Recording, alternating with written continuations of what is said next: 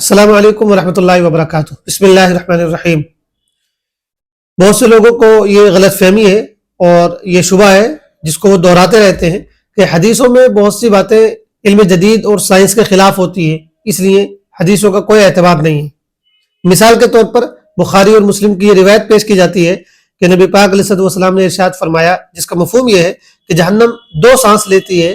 एक सांस लेती है सर्दी के मौसम में तो उसकी वजह से सख्त सर्दी पड़ती है, और दूसरा सांस लेती है गर्मी के मौसम में तो उसकी वजह से सख्त गर्मी पैदा हो जाती है। तो हदीस से ये पता चल रहा है कि सर्दी और गर्मी के मौसम के पैदा होने की वजह जहन्नम के वो दो सांस हैं।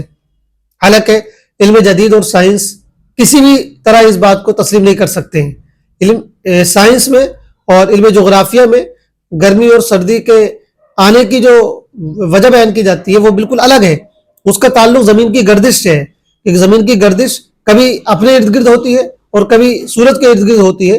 उसके एतबार से गर्मी और सर्दी का ये मौसम और ये दौर बदलता रहता है। बहरहाल तो साइंस के एतबार से जो भी वजह हो, लेकिन इतनी बात तयशुदा है कि ये जो बात हदीस में बयान की गई है कि सर्दी और गर्मी का ताल्लुक जहन्नम की दो सांसों से है, ये बात साइंस के एतबार से कभी भी काबिल तस्लीम नहीं हो सकती है। तो इससे ही पता चलता है कि हदीसों में बहुत सी बातें खिलाफ साइंस है, लिहाजा हदीसों का कोई एतबार नहीं है। आइए देखते हैं कि हकीकत क्या है। जहां तक इस हदीस के सिलसिले में हमारे मुहद्दिसीन के मौक़िफ़ की बात है, तो हमारे यहाँ कई मौक़िफ़ पाए जाते हैं इस हदीस के सिलसिले में।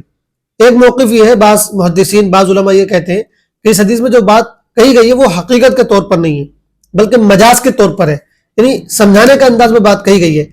ये इस तरह समझाया गया है कि जो इस दुनिया में जो गर्मी की सख्ती है, ये बिल्कुल ऐसे समझो जैसे कि जहन्नम का गर्म सांस हो, और इस दुनिया के अंदर जो सर्दी की सख्ती है, शिद्दत है, इसको ऐसे समझो जैसे कि ये जहन्नम का ठंडा सांस हो।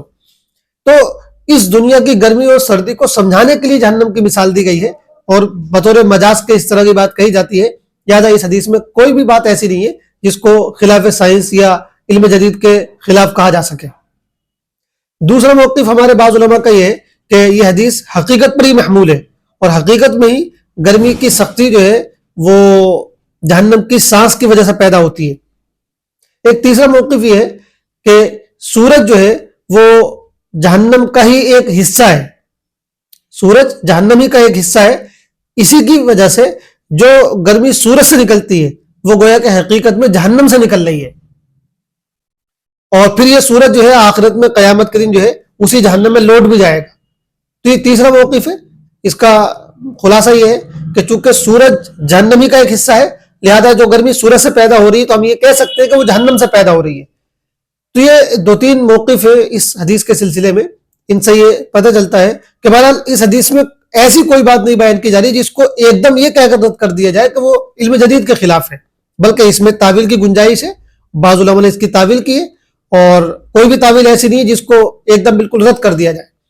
तो नतीजा बहस ये है कि बहरहाल सिर्फ इस वजह से कि आपको एकदम ये लग रहा है कि ये हदीस खिलाफ साइंस चीज को बयान कर रही है और आप इसको रद्द कर दे रहे हैं, ये बात सही नहीं है, ये रवैया दुरुस्त नहीं है।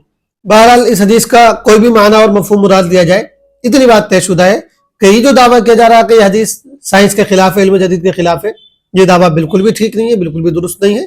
क्योंकि इस हदीस में जो बातें कही गई हैं इसकी तावील के अंदर तावील करते हुए, इसके माना को बयान करते हुए, वो सारी बातें काबिल कबूल हो सकती हैं। उनमें कोई भी बात ऐसी नहीं है जो दायरे कबूल से बाहर की हो। वस्सलामु अलैकुम वरहमतुल्लाहि वबरकातुहू।